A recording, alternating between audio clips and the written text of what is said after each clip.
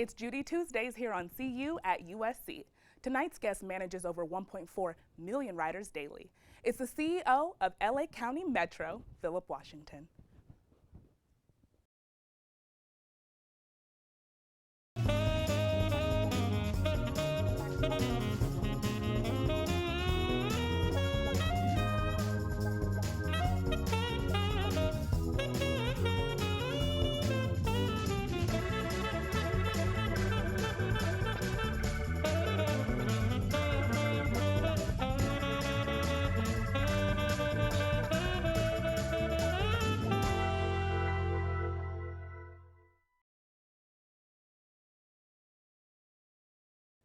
Welcome back to CU. We're sitting down with the CEO of LA County Metro, Phillip Washington.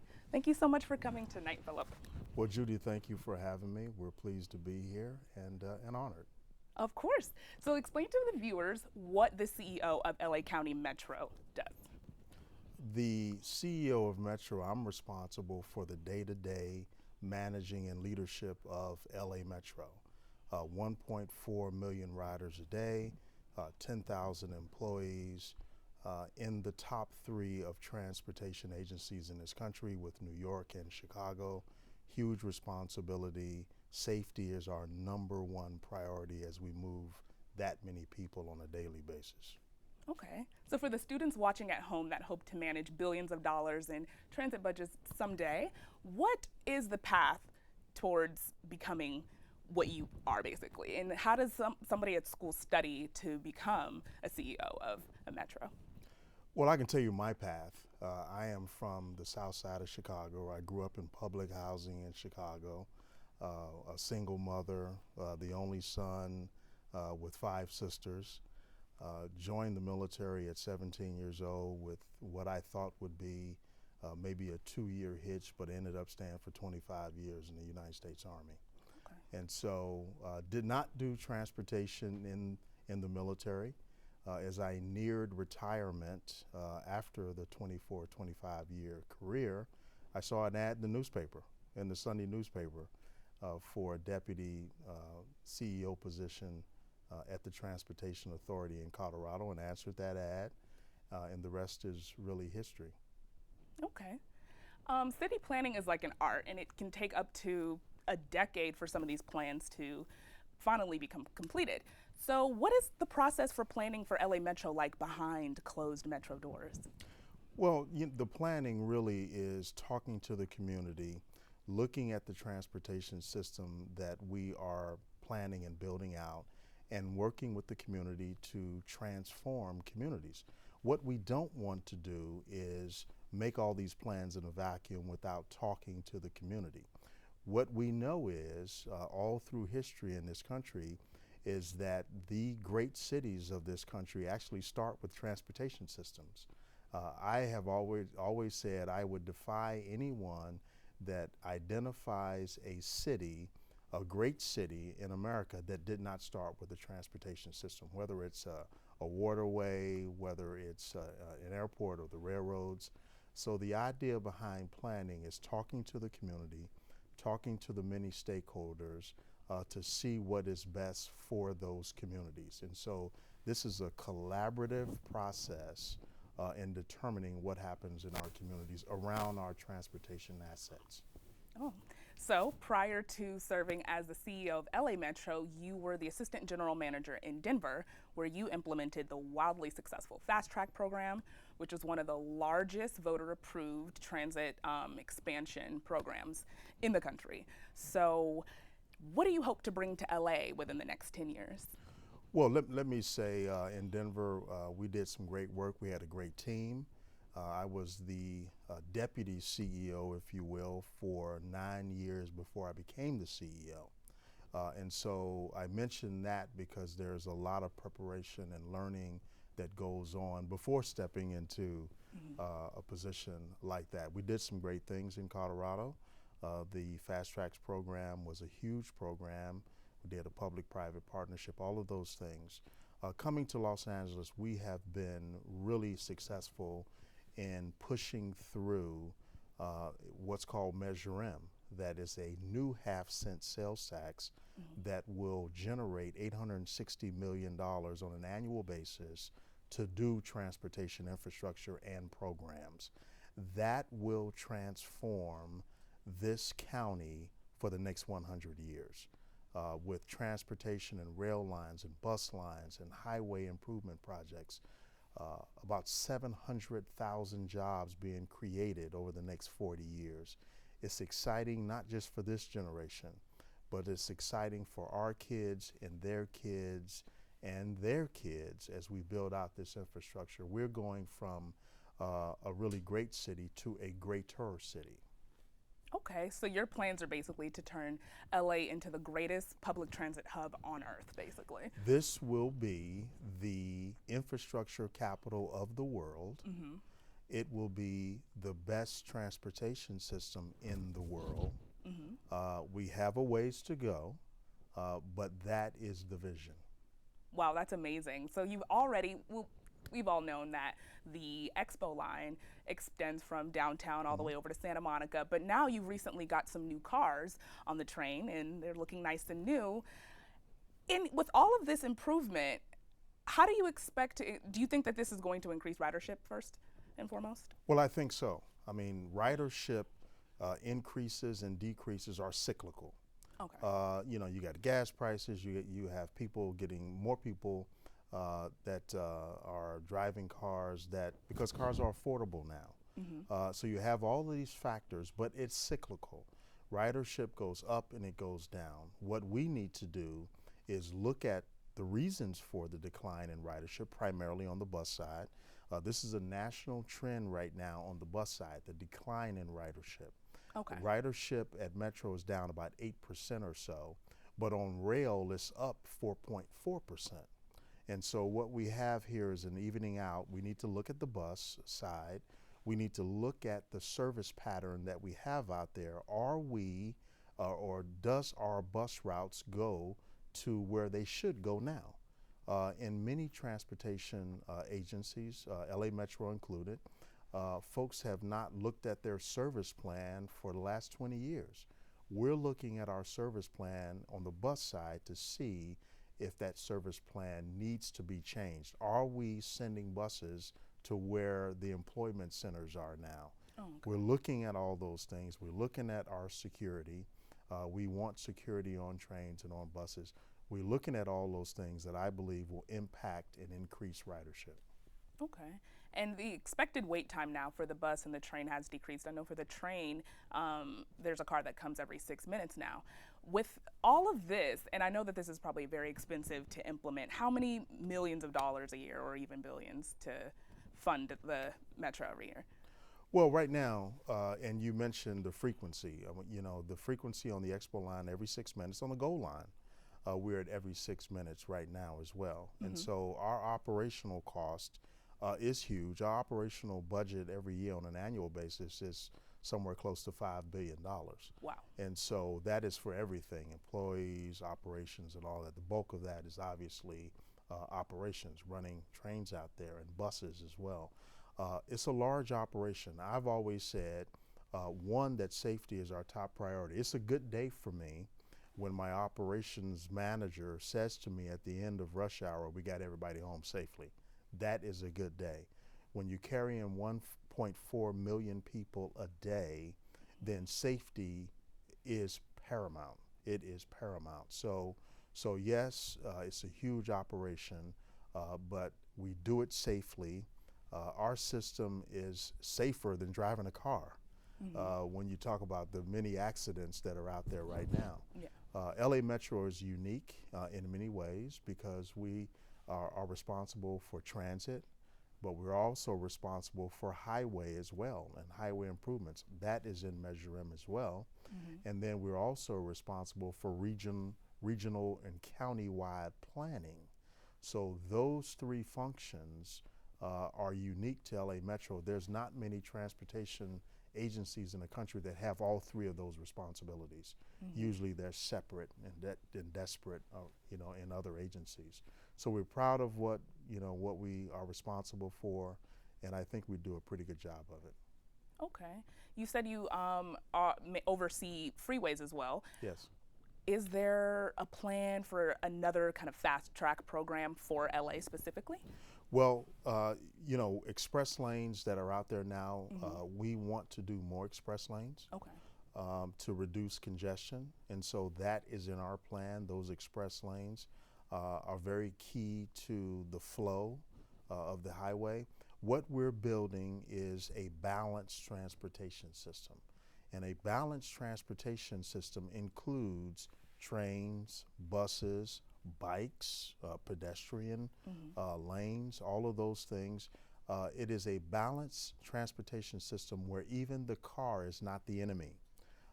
We want to reduce people in their cars, but for example, if folks drive 20 miles to work, we want to encourage them to maybe drive just 2 miles to our park and ride, park the car, and then get on one of our buses or trains.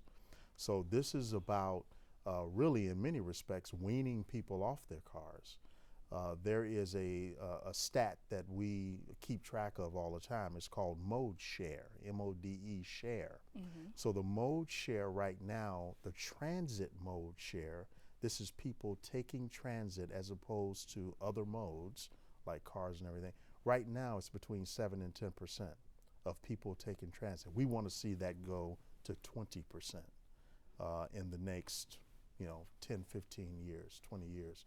And that takes people out of their cars on buses. That mode share increases. Okay. And then speaking of the park and rides, I know that that's really huge around the USC area. The LA Rams came to the Coliseum, and that's where our team normally plays. And now the LA Rams are here.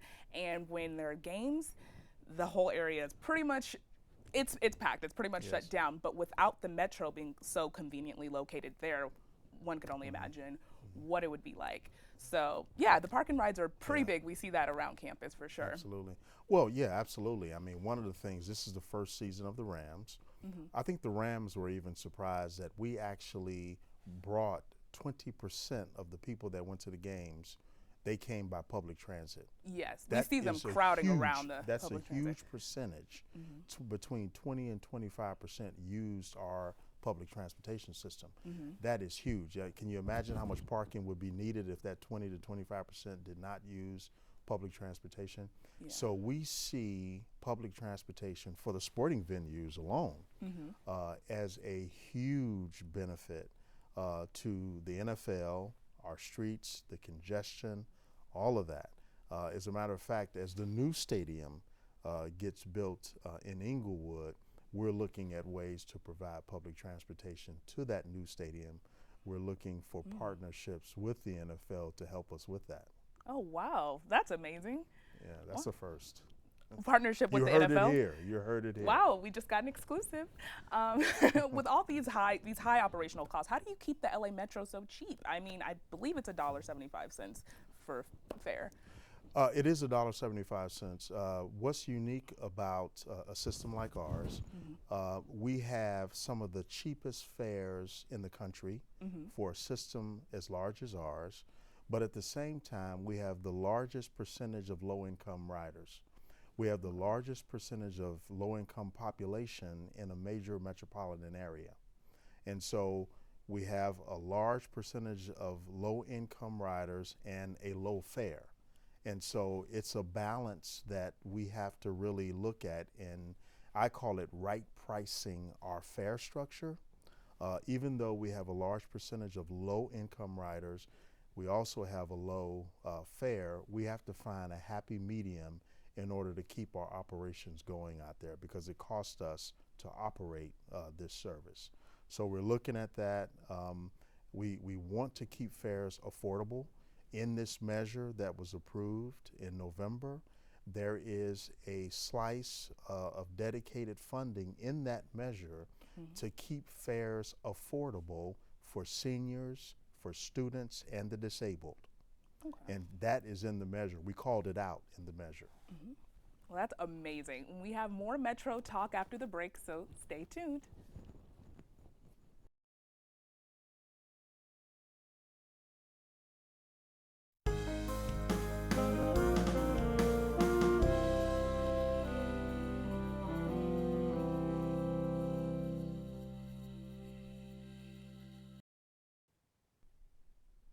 Welcome back to CU at USC. We're here with LA County Metro CEO Phillip Washington. So we're going to talk a little bit more about innovation on the Metro. So the Uber, okay, so USC actually has a deal where within a certain radius we can take Uber for free, but just generally people are using Uber and Lyft to get around a lot. How do you think this kind of conflicts with the plan to reduce the amount of cars on the road and increase ridership on public transportation in LA? Well, Uber is definitely, and Lyft and the others are definitely a phenomenon. This is mobility on demand. And so we're looking at this. We want to look at piloting our own Uber type service with Metro vans, using our own employees with a system that we will partner with a private entity with to provide Uber-like service. Sort of a mobility on demand, curb to curb kind of service. Okay. We're looking at this. Our thought is to have it very affordable. And for example, if it's $5 to go to take this service, we would look at making it cheaper if you were transferring to one of our other modes, like the train or something like that. So we're looking at that. We're looking at all kinds of ways to increase our ridership. We know that we have to keep up with technology, and we're doing that. We have made it easy for the private sector to come in with their ideas on innovation through unsolicited proposal processes. So we're excited about the innovation. We're excited about the ability to partner with the private sector to do things like Uber-like service, which is what we're looking to pilot. Okay. That actually sounds amazing. Can you imagine a cheaper Uber? That would be great. So you also recently ratified a proposal to increase the amount of LA Sheriff and LAPD, and then in Long Beach, the LBPD, that patrol the Metro lines. So what other plans do you have to, for Metro safety, basically to improve that and to increase ridership because people will feel more comfortable riding the Metro? Well, what we're looking at and what we're doing right now is increasing what we call the felt presence. Felt presence on buses and trains. This is having law enforcement on the buses and trains. Response time is one thing, but we want folks on the bus, we want law enforcement on the bus or on the train and be right there. So this idea of a felt presence on our buses and trains is the model that we're going to. We believed that a 3-agency model was the best model versus a 1-agency model that we've had for the last 10 years or so. It's not that the sheriffs were not doing a great job, because they do a great job, but we wanted more officers on the system. And so we've got that through this 3-agency model. You're going to see a felt presence of more officers on the system, certified officers, that being LAPD, Long Beach Police Department, and the sheriffs. On a daily basis, there'll be about 314 officers all over the system, plus our security personnel as well, who will be doing the fair compliance piece of this. So this is a security surge, I call it, being from the military. This is a security surge that we are employing to make sure that people feel safe, that our riders and employees feel safe 100% of the time. This is very, very important to us. It's a priority right now to us, and we're deploying and implementing that model right now. Okay. Was this plan based more on kind of a response to crime or maybe fare evasion? Because there are a lot of people that don't pay their fare, and sometimes the security is there to make sure that people pay. So is this a response to an increase in any sort of crime, or more so just making sure that everything is operating smoothly on the Metro? It's more a response to making sure people feel safe. We did a survey of about 2,000 people, and many of them had left the system. And so about 28% of that 2,000 people we surveyed said they had left the system because they did not feel safe. and 18% of that 28% said they would come back if they felt that the system was secure or more secure. Now, let me say, we have a very safe system already, but we want it to be safer. And so the idea when we look at a survey like that and we see that people have left the system because they don't feel safe, we want them to feel safe 100% of the time. So it was really in response to people having the perception of not feeling safe more so than fare evasion or crimes on the system. Okay. So you said you're from Chicago, and Chicago, New York, their public transportation systems have more of a grid-like design. Is that something that we can see LA kind of turning into in the next however many years? I think so. I think if you look at the Measure M that was just passed in November, if you look at the map the way it will be in the next in a few years from now, you're going to see a system that goes practically everywhere in this county, and it goes to employment centers. It goes through and to disadvantaged communities, making sure that job creation and all of that people can get to jobs and get to schools. So when you look at the future map, what you're looking at is, again, a balanced system that is connected to highway projects, connected to bike and pedestrian walkways, connected transportation to destinations like employment centers. So I predict that we will see a system where you can go practically anywhere in this county, north, south, east, or west, with ease and connect with ease. One of the things that's very important to us is enhancing the customer experience as well. Now, what does that mean? Enhancing, that means cellular service in the tunnels. We are making sure there's cellular service in the tunnels. You go out there on the red line right now, you have cellular service up to 7th and Metro. We're going to finish the rest of that subway line by the end of 2017. Okay. All of those ease of fare acquisition. I mean, go up to the ticket vending machine. It needs to be easy. People need to be able to figure that out. So enhancing the customer experience is very, very key to us, and we're well on our way to doing that. Well, great, you heard it here. Increased Wi-Fi. I'm sorry, as a millennial, the first thing I heard was Wi-Fi increase in the tunnel. So when you're listening to Adele on your way to work or your internship, it won't get cut off right after she says hello. You'll be able to hear the rest of the song. Okay, great. Now, so you mentioned increasing some of the lines throughout some of the cities that, some of the counties, like the area in the county that need Metro more. So this is the disadvantaged communities. What is your response to some of the people that would argue that Metro development in these areas might spark gentrification? Because typically around Metro developments, you start to get more commercial developments as well.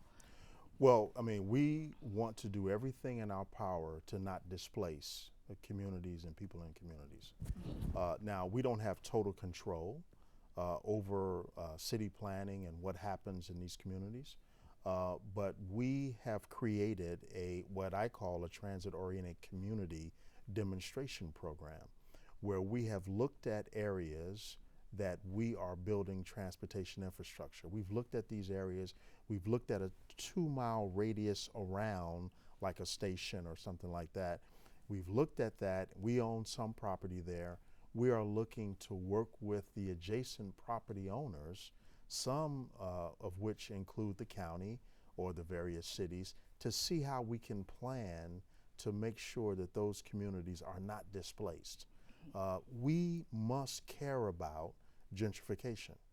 When I was first coming up in the business in transit, people said, Phil, you shouldn't worry about, you just worry about putting a bus out there or a train out there. No, we should worry about displacing communities and gentrification, because if we do that, with this population being transit dependent, and we push them further and further outside of the urban core, then I have to put a bus out there. So it does impact my bottom line. I don't want to see them displaced. And so I must care about gentrification. I must care about displacement, which is oftentimes communities of color. I must understand that, and I must care about that, and we do. Okay. Wow. So, in your career, this is just kind of a little bit of a fun question for some of the viewers at home. In your career, your best estimate, how many billions of dollars have you managed in budgets, funds? Total in my career, about 20 billion. Wow. About 20 billion, and that's, don't take it for granted. It's an awesome responsibility, and it's really a sacred trust to the public because these are public funds, and so I'm very, very serious and very, very particular about how we handle public funds, and we must be good stewards of those funds. But we've managed and led a lot and responsible for a lot of money with these projects. Okay. And the last question of the night, do you ride the Metro yourself? I ride the Metro every day. Wow. I And we ride it saw a every photo day. of you coming right off the Metro. Yes, I ride the Metro every single day. It's my product. It's my product. If I worked at McDonald's, then I need to eat a hamburger. So our product, my product, is public transportation. I need to know what's happening on the system every day. So I ride it every day. That's awesome. And we do too. Thank you so much for coming tonight, Phillip Washington. We got the word on the street, or shall I say the word on the tracks, about some upcoming Metro innovations. So stay tuned next week and follow us at CU USC on Instagram, Twitter, and Facebook. Have a good night.